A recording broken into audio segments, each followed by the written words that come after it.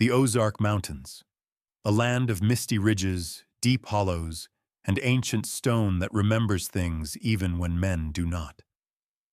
In the fall of 1908, a man vanished here without a trace. A man who never ran, never forgot a map, and never ignored the rules of the wild. His name was Thomas Holloway. A respected cartographer with the United States Geological Survey, Holloway was 37 years old when he stepped into the forest and never came back. The official report said only, "Surveyor failed to return from field assignment." But what the report didn't say, the thing it chose not to say, was far more disturbing. This is that story. And it begins quietly, with a man alone in the woods, doing the job he'd done 100 times before. It was early September when Thomas Holloway boarded a supply wagon in Springfield, Missouri. His destination, the border between Taney and Stone counties, a wild and undermapped region in the southern Ozarks. The assignment was routine: map the ridgelines, log water sources, record soil composition. He would be gone 3 weeks at most, but those who spoke to him before he left would later say there was something different in his eyes. A distance. Grief, perhaps. His wife had died 3 years earlier. Tuberculosis, no children, no family left, save for a distant cousin in Kansas. He buried himself in his work, and he was very, very good at it. Dr. William Barrett, Holloway's supervisor at the USGS, once wrote, "Thomas can read the earth like scripture. He sees what others overlook. He maps not just land, but memory." So when he was given the Stillwater region, he didn't hesitate. In fact, he requested it. That was the first sign something was wrong. On September 5, 1908, Holloway stopped in the tiny mountain settlement of Garber, a scattering of wooden homes and a general store near the foothills of the forest. There, the store's proprietor, Elias Burkhart, sold him coffee, preserved meat, hardtack, and new boots. Holloway asked about Stillwater Hollow, a remote valley northeast of town. Burkhart hesitated. He told Holloway the place was quiet, too quiet. Birds didn't sing there. Sound didn't carry right. "Locals don't go," he said, but Holloway only nodded and left. Burkhart would later tell authorities, he wasn't scared, just focused, like a man walking into something he already expected. 10 days later, when Holloway failed to return to his rendezvous point, a search party was dispatched.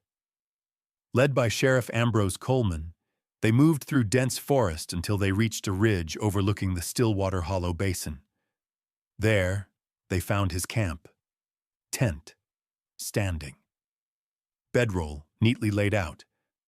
Rifle, leaned against a tree, unfired. Notebook, open on the bed. Coffee pot, still half warm, but no sign of Thomas Holloway. There were no footprints leading away. No drag marks. No blood. No sign of animal disturbance. It was as if the man had simply stepped into the trees and dissolved. The only thing out of place was the journal, a leather-bound notebook with tightly written pages, until the last few. September 12th. Mapping limestone beds along ridge. Noted unusual reverb in rock face. We'll revisit. September 13th. Birdsong absent today. Forest quiet. Shadows long even at noon. September 14th. Footsteps echo when they shouldn't. Other times, no sound at all. Disconcerting. September 15th. Saw movement at tree line. Looked directly, nothing there. Every time I turn away, I feel eyes. September 17th. Final entry. The handwriting grows uneven, shaky. The woods are quiet today. Too quiet. Something is watching from the hollow. And then, nothing. Sheriff Coleman brought in additional men. Dogs, experienced trackers. They combed the valley for 3 days, and yet they found nothing. More unsettling, the dogs refused to follow any trail. They sniffed, whimpered, and began walking in circles. Some sat down and howled. Others tried to run back to town. In a private letter to his brother, Sheriff Coleman later wrote, "I've worked law for 30 years. I've seen drownings, bear attacks, murders staged as suicides. But I've never seen hounds refuse a trail like that. It was as if they knew something we didn't, as if they didn't want to find him." By the end of the week, the search was called off. Holloway was declared lost. His file marked presumed dead. But something had changed in the forest. The locals knew it, and those who had gone looking for him never spoke of what they felt in that valley. Not in daylight. Who was this man that vanished? He wasn't a fool. He wasn't careless. He was detail-obsessed. A man who measured trees, sky, and silence with equal precision. His maps were used in Washington. His methods were taught at Yale. He didn't believe in superstition. But by the end of that journal, something had cracked inside him. His sentences frayed. His drawings jittered. And one thing becomes clear as you read those final entries. He knew he was being watched, and not by something human. The place itself has a history, though little of it is written. Stillwater Hollow isn't on most maps today. Even back then, it was more rumor than landmark. Local stories, passed down by word of mouth, spoke of a silence that wasn't natural. A place where your thoughts echoed, but your voice did not. A valley where even the deer walked with caution. Some said the trees whispered in windless air. Some said the stones were listening. But in 1908, no one outside the Ozarks cared much for backwoods legends. And when a government man vanished, it was easier to blame the land than the truth. So the files were sealed, the journal was archived, and Thomas Holloway became another ghost of the forest. But this was not the end. Because 1 year later, another man went into Stillwater Hollow looking for answers. He brought science, assistance, equipment, and he vanished too. What was once an isolated tragedy would soon become a pattern. A dark one. In the next chapter, you will meet Professor James Wickham and discover what happened when he stood before the whispering wall and listened. Until then, remember this. When the woods are too quiet, it's not always peace. Sometimes, it's a warning. The pages were smooth, worn with time. The leather cracked at the spine, but inside the ink still held. Tight, precise, and almost reverent, at least in the beginning. Thomas Holloway had always been meticulous. A man who trusted data, not dreams. Trained hands, measured thoughts. His journal, found atop his untouched bedroll, began as any surveyor's record should. Elevations, river flow, coordinates, limestone gradients, and soil markers. Every entry logged with care. Every detail checked against the last. For the first 6 days, it was a study in control. But by the 7th page, something had changed. On September 12th, the ink lines began to waver, not dramatically, not enough for a stranger to notice at first glance. But there was tension behind the pen strokes. Notes became shorter. There were more pauses. He scratched things out. Words like echo, wrong, and pressure appeared between geological readings. He wrote them in the margins, boxed them in tight squares. One phrase repeated more than once. It's not quiet. It's full. He described sound behaving oddly inside the hollow. His footsteps, he wrote, made no sound in the morning, but echoed too loud at dusk. Wind made trees sway, but no rustling followed. He began clapping near stone outcroppings, only to hear the echo return slower than it should. Or not at all. That same day, he noted the absence of birds. Noon had passed, and the forest canopy was still, No thrushes, no woodpeckers, not even the croak of frogs near the low creek bed. "It's as if the trees are waiting," he wrote. "Like they've paused to hear something I can't." By September 13th, the sketches began. At first, they were just topographical diagrams, ridges, stream beds, the kind of renderings he'd drawn for years. But then he added small markings at the edges of the pages, shapes he didn't label, swirls, repeating rings, a looping spiral drawn again and again in different corners. Some he darkened in, as if they had grown deeper in his mind. He began to mention movement, not seen directly but sensed. He would catch the edge of a shifting figure among the oaks, then turn and find nothing, not even a sound. "Always at the edge," he wrote. "It knows when I look." By September 14th, he stopped describing his location in exact detail. Coordinates were missing. His entries became inward, personal, like letters to himself. "The ground feels wrong here. Softer, like breathing. I stepped on a rock and it rang underfoot like a bell."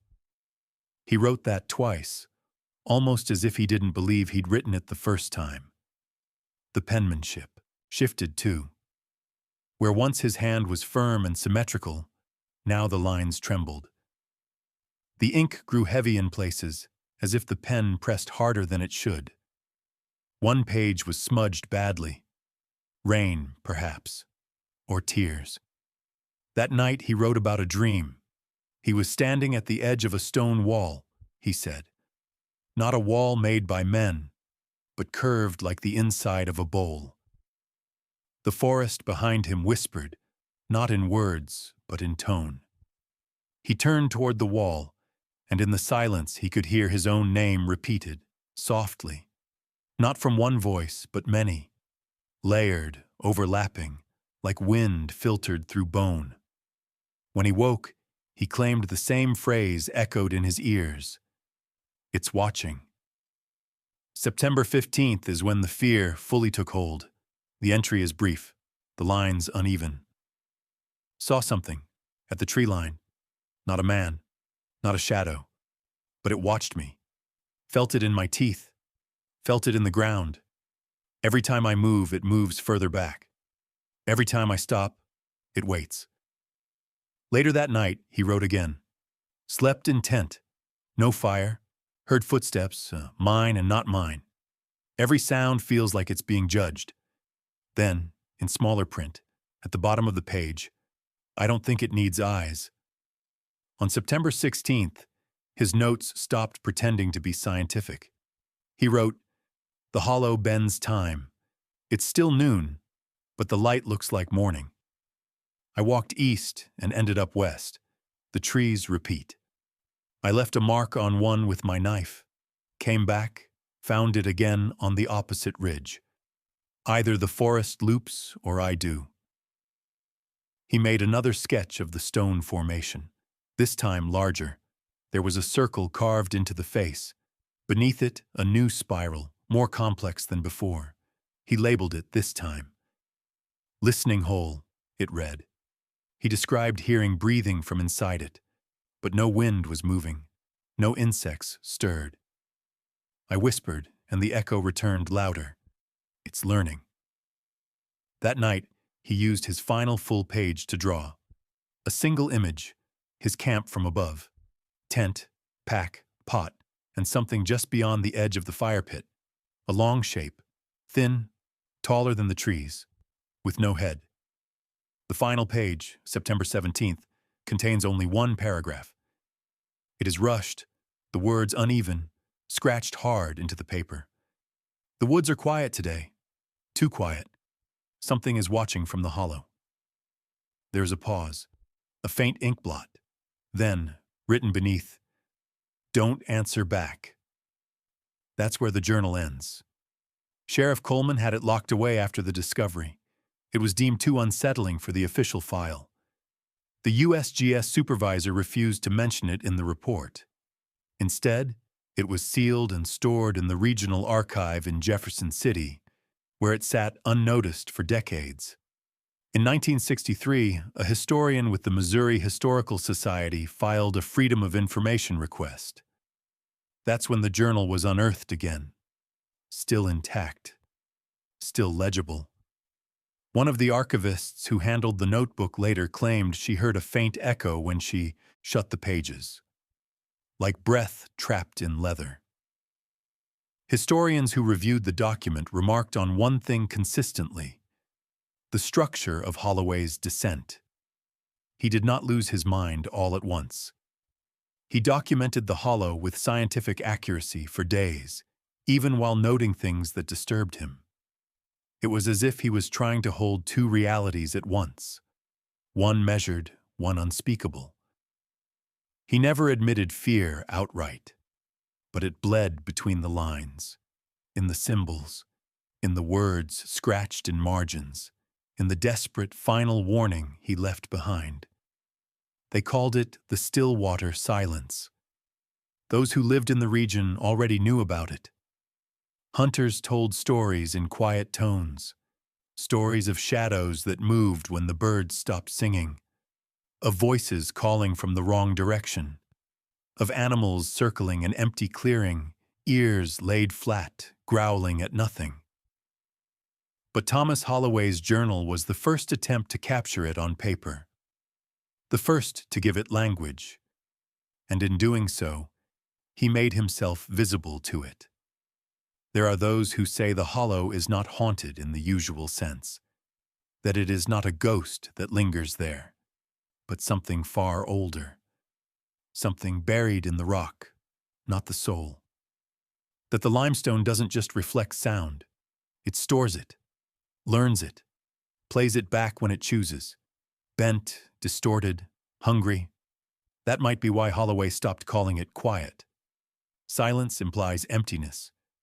But what he heard, what he wrote of, was presence. The kind that listens, the kind that waits, the kind that eventually begins to call back. In February of 1909, months after Thomas Holloway's disappearance had already faded from public discussion, a man stepped off the train in southern Missouri with a suitcase full of instruments and a notebook filled with old letters.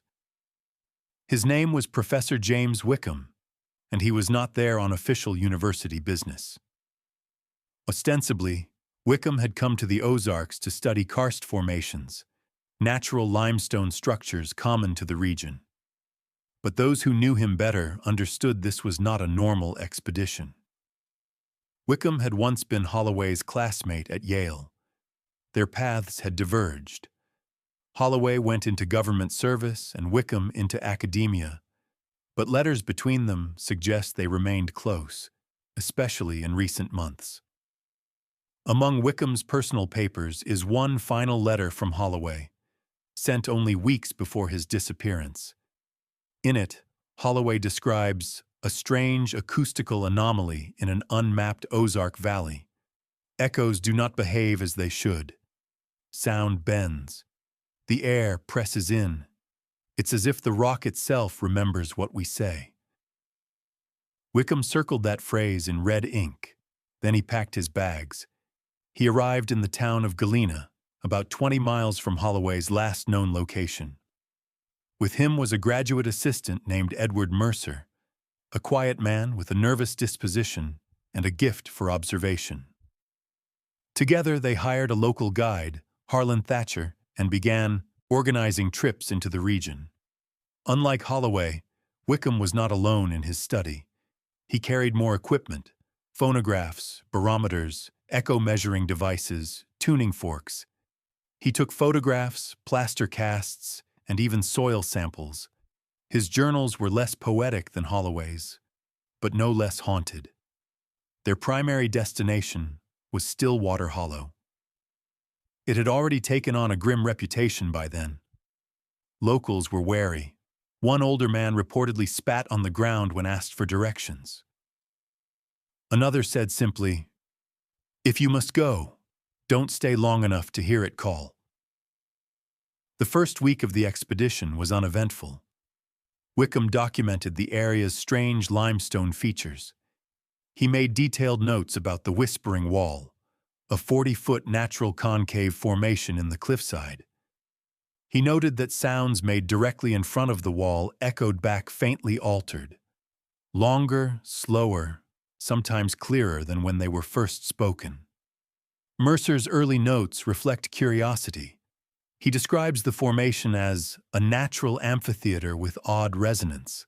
Some frequencies seem to vanish entirely, others return doubled. He does not yet seem afraid, but as the days passed, things changed. In a notebook found decades later among journalist Frederick Palmer's belongings, a notebook Mercer kept secretly, there are entries not meant for scientific review. March 17th. Animals avoid the basin, even birds. I watched a hawk change direction rather than fly above it. March 19th. The silence is growing. It's not absence, it's something denser. I hear James speak but forget the sound of it before he finishes. March 21st. James spent 30 minutes with his ear pressed to the stone. Said he could hear voices inside, whispering. He looked at me and smiled, said, "They know we're here now." On the afternoon of March 23rd, Wickham and Mercer set out with their equipment, instructing Thatcher to remain at camp and prepare the evening meal. Thatcher later recalled they were unusually excited. James had said, "We're close to something. I can feel it." That was the last time anyone saw them. When they did not return by nightfall, Thatcher refused to go after them in the dark. He waited until morning. What he found chilled him to the bone. The instruments were still arranged neatly in front of the whispering wall. Notebooks lay open on rocks. Footprints ended mid-stride. A tape measure curled like a dead snake in the dirt. But of Wickham and Mercer, nothing. No signs of a struggle. No blood. No broken branches or trampled grass. As if they had simply stepped backward into the stone. The search that followed was broader than Holloway's. The disappearance of two educated men from a respected university sparked interest. Reporters came. Articles were written. Theories ranged from cave collapses to madness. But those closest to the story, like Thatcher, refused to speak in daylight. 1 week after the incident, Thatcher left town. He never returned to the Ozarks. Journalist Frederick Palmer, who came to report on the case, unearthed Mercer's private notebook from the ruins of their abandoned camp, but he never published its contents. Only decades later, after his death, would the truth come to light. Mercer had heard something in the limestone, something that knew language, something that had been waiting a very long time to be heard. His last entry, dated the night before their disappearance, reads, "James is right. They know we're here. They are not echoes. They are practicing." When the belongings of journalist Frederick Palmer were finally inventoried after his death in 1971, most of the boxes contained exactly what archivists expected. Typewritten drafts, old photographs, maps of the Ozarks, and clippings from forgotten newspapers. But tucked inside one folio, leather-bound and unmarked except for faint initials, EM, was something no one anticipated. A slim, water-stained notebook, dozens of pages filled with urgent, cramped handwriting. It had no title, no date on the cover, but once opened, it was immediately clear whose voice was inside. Edward Mercer, the graduate assistant who vanished alongside Professor James Wickham in the spring of 1909. Wickham, the celebrated geologist. Mercer, the quiet companion. No one had ever suspected that Mercer kept a second journal, one that recorded not the rocks beneath their feet, but the shadows in their minds. This was not a logbook. It was a confession, a record of a man slipping, line by line, into something that felt like madness, or worse, understanding. The first entries were cautious, observational, Mercer wrote of the whispering wall with curiosity, even admiration. An elegant acoustic curve, he called it. A perfect amphitheater carved not by hand, but by time. Yet something about it unsettles the air. He described how birds would not fly overhead, how insects avoided the base. He noted that standing in front of the wall made one's own voice sound hollow, like it belonged to someone else. "When I speak here, I do not recognize my own tone," he wrote. "It feels borrowed." He tried to rationalize it. Perhaps the humidity altered sound waves. Perhaps the limestone absorbed frequencies in ways not yet understood. That was, after all, why they had come. To study the anomaly, to map the mystery. But even in those early pages, there is a tension between his logic and something deeper, something pressing against the back of his skull. "It's not just what I hear," he wrote. "It's what I don't." By the fourth day in the hollow, Mercer's entries begin to change. He writes of sleepless nights, strange dreams. In one, he is walking the halls of Yale again, but the building is wrong, too narrow, too dark, and the stones pulse faintly as if alive. In another, he sees Professor Wickham standing before the whispering wall with his ear pressed to the stone, smiling and nodding, as though in conversation with someone inside. He starts waking up disoriented, finds himself standing outside the tent at dawn without memory of how he got there. Once, he awoke to find his boots full of water, neatly placed next to a stone that hadn't been there the day before. He asks Wickham about it, but Wickham doesn't answer. He only stares off into the woods, jaw clenched, his journal clutched tightly under one arm. Mercer writes, "James is changing. He doesn't ask questions anymore. He listens." There is a moment, perhaps the final clear one, where Mercer seems to fully realize that something is wrong. It comes on the 6th night.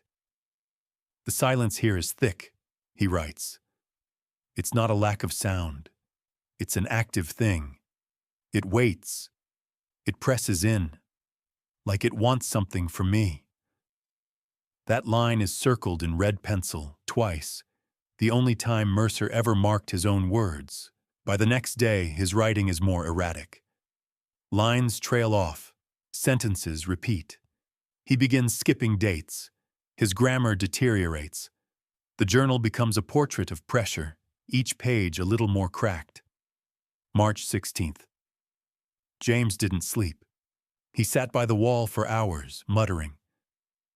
I approached him, asked what he was hearing. He said, "It's trying to speak our words." Then he looked at me and smiled.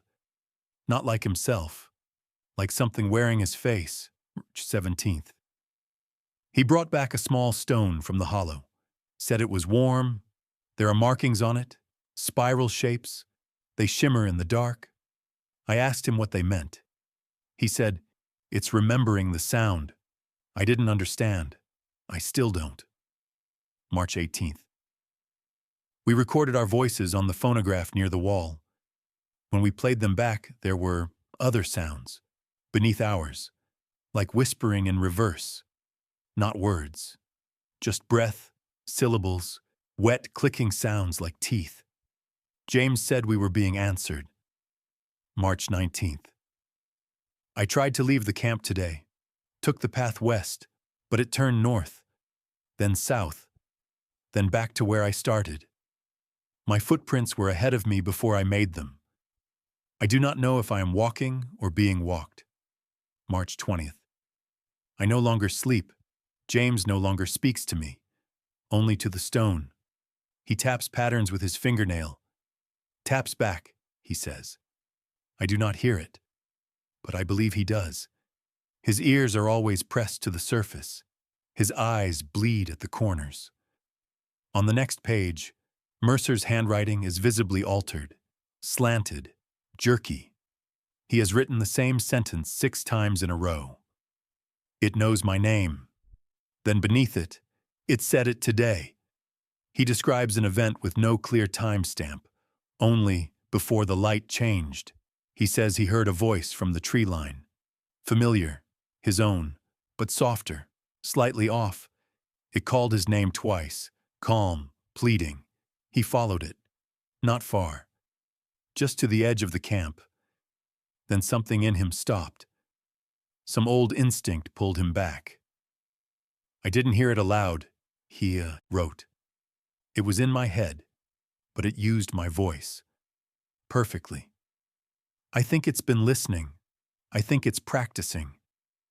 On March 21st, he records that Wickham has ceased eating.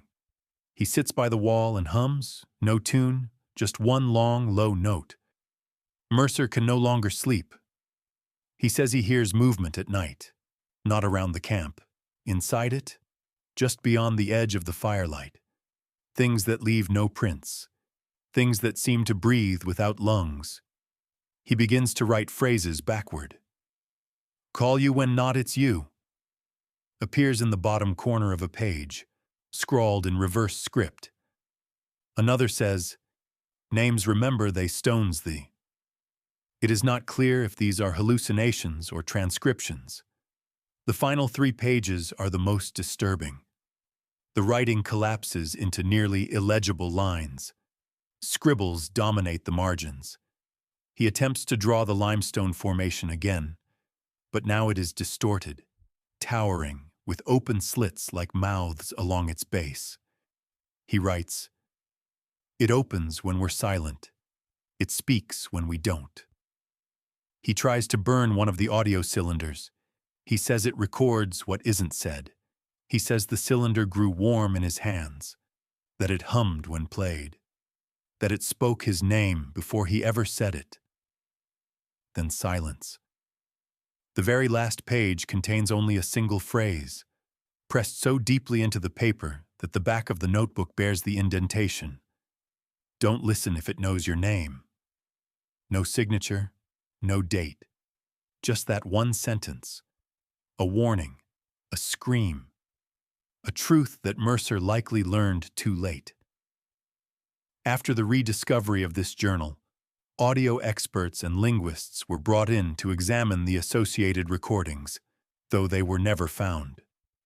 But the notebook alone was enough to reignite the mystery of Stillwater Hollow. What Mercer documented was more than madness. It was mimicry, adaptation, something old and patient learning the shape of human thought, learning how to sound like us. For the first time, it was clear that the phenomenon in the hollow was not only aware, but intelligent. It did not just echo. It remembered. It did not simply observe. It imitated. Mercer's descent was not into chaos, but into the realization that silence, when deep enough, becomes sentient. In the end, his greatest fear was not being unheard. It was hearing something that sounded like himself, and knowing it wasn't. No trace of Edward Mercer or Professor Wickham was ever found. Their tent, their instruments, and their official field journals were recovered.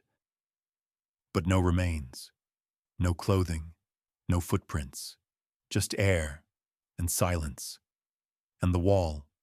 To this day, locals refuse to speak near it. Not because of ghosts, they say, but because it's listening. Because it's always listening. And once it knows your voice, your real voice, it can follow you out. Even into your dreams, even into your thoughts. And one day, when the birds stop singing and the leaves stop rustling, you might hear your name spoken in a whisper you recognize, but shouldn't. And when that day comes, remember what Mercer wrote before he vanished. Don't listen if it knows your name. In the spring of 1910, when most had already forgotten the names Holloway, Wickham, and Mercer, one man had not. His name was Carl Denman, a private investigator from Kansas City known for his steady hand and quiet temperament. He was not a man who believed in ghosts, not a man who chased shadows. He believed in details, in people, in lies. If someone was missing, It meant someone had made a mistake. Someone had slipped up. That was the world as he understood it. Ordered, rational. But Stillwater Hollow would rewrite all of that. Denman had been hired by Elizabeth Wickham, the sister of the late Professor James Wickham.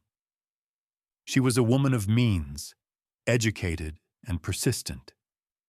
The official explanation had failed to satisfy her. She'd read the reports. She'd reviewed the university's tidy summary that suggested a fatal misadventure or an unfortunate fall into an unmapped crevasse. But she had also read her brother's letters.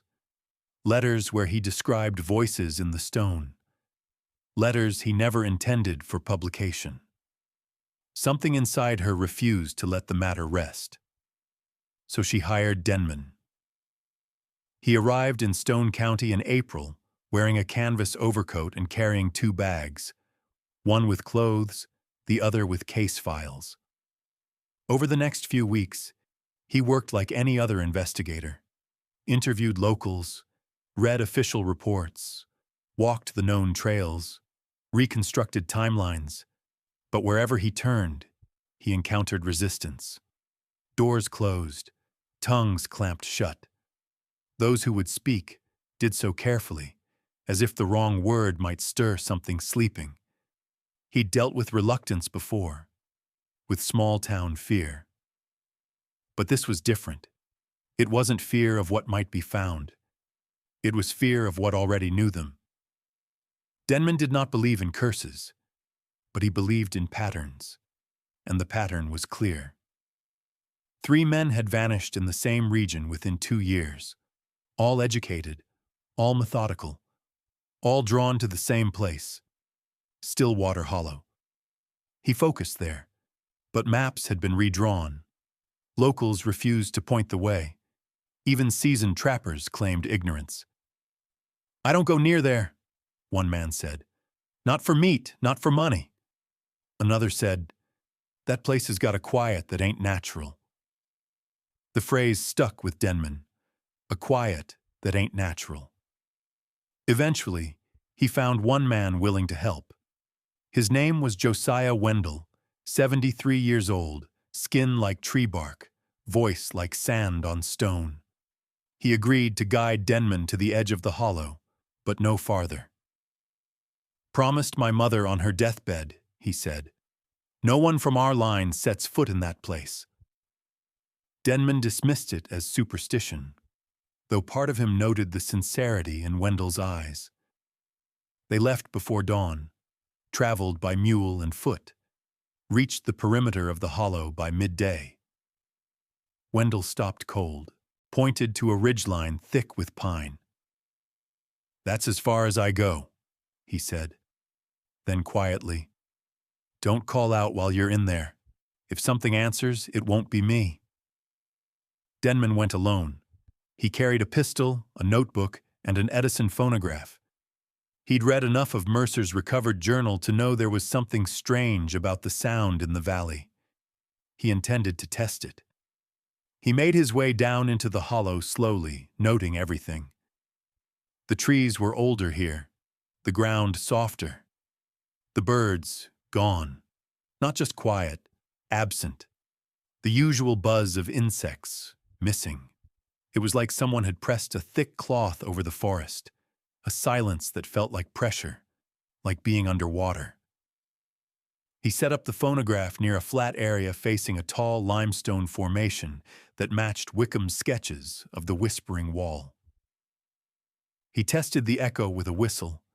It came back slow, muted, off somehow, as if it had passed through something thick. Then he recorded himself speaking, played it back. The voice was his, but not. A half-tone lower, slower. There was something else beneath it, a faint pattern.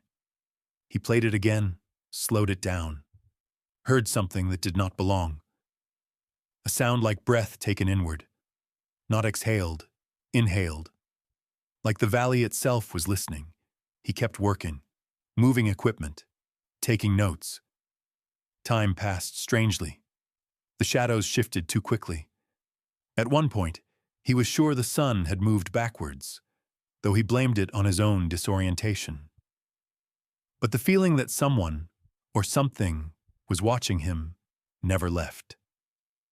Sometime in the late afternoon, he recorded a final message. The cylinder was damaged later, but what little survived was noted in his journal. It said, "Something is beneath the resonance. It is mimicking the wave, not reflecting it. There is awareness here. There is intention." Then came the gunshot. Wendell, waiting at the ridgeline, heard it. One clean shot echoing out across the trees. He did not move. He waited hours. Then he walked back the way they had come and told the sheriff. A search party was formed, but a storm rolled in that night. Lightning, high winds, heavy rain. By the time they reached the hollow, the trail was already ruined. What they found the next day made no sense. Denman's phonograph lay broken at the base of the limestone wall. His bag was torn open, notebooks scattered, pages soaked. His pistol had been fired once, but the bullet was never found. His camp, if you could call it that, was half-formed, as if he'd stopped halfway through setting it up. But the strangest thing of all was where they found Denman. Roughly 200 yards from the wall, in a small clearing, he stood, perfectly still, upright, eyes open, staring at a fixed point in empty air. When they called his name, he didn't respond. When they approached, he didn't flinch. He moved only when touched, walking where directed, but never speaking, never blinking, never reacting. He remained that way all the way back to town. A doctor from Branson examined him, diagnosed acute catatonia of unknown origin. He was transferred to the state hospital in Nevada, Missouri. For 7 weeks, he remained mute, unblinking, unresponsive. But then, slowly, words returned. Not sentences, not stories, fragments, echoes of things he'd heard, or believed he had. His most coherent statement came on July 12th, as recorded by Dr. Harold Winters. Denman whispered, "The silence isn't empty. It's full. Full of them. They've been there so long, waiting in the stone, listening through the stone, speaking through it. They learned our words from listening. They're learning how to use our voices. Don't answer when someone you know calls your name in the hollow. It isn't them." He died 3 years later from pneumonia. His condition never improved. His belongings were boxed and sealed. His recordings, what remained of them, were never released publicly. The Missouri Historical Society eventually acquired his notes, which sat in an archive for decades. But the story never left. Those who worked the search said the air changed near the wall. Dogs refused to go near it. Birds circled but never landed. Equipment failed. One man, a deputy, swore he heard someone whispering from behind the rock face, except no one was there. Another man left the force a week later, claiming he'd dreamed every night of someone calling his name from deep inside the forest. Denman's warning echoed through them all. Don't answer. What makes Carl Denman's case different is that he didn't vanish. He came back. But something had been taken, something so essential it could not be named. And when he spoke of the silence, he did not speak like a man recounting trauma. He spoke like a man quoting scripture, reverently, calmly, as if he had not encountered evil, but something older, something still listening. His notes suggest that he began to doubt the idea of reflection entirely, that the valley did not echo, but record. That sound, in its purest form, was not lost in time, but kept, replayed, transformed. The whispering wall did not bounce voices back. It stole them, played them later, changed. And worst of all, he feared it had learned names. And once a name was learned, it could be used, called out with perfect mimicry, enough to lure someone into the trees, into the hollow, into whatever waited there. To this day, no one has successfully mapped the interior of Stillwater Hollow. Attempts to bring advanced equipment fail, batteries drain, compasses spin, GPS devices lose signal entirely. But every so often, hikers report hearing someone call their name. Sometimes it's a friend already ahead of them on the trail. Sometimes it's a name they haven't heard in years. Sometimes it's their own voice. The echo always comes from the hollow. And if they answer, they say the quiet grows louder.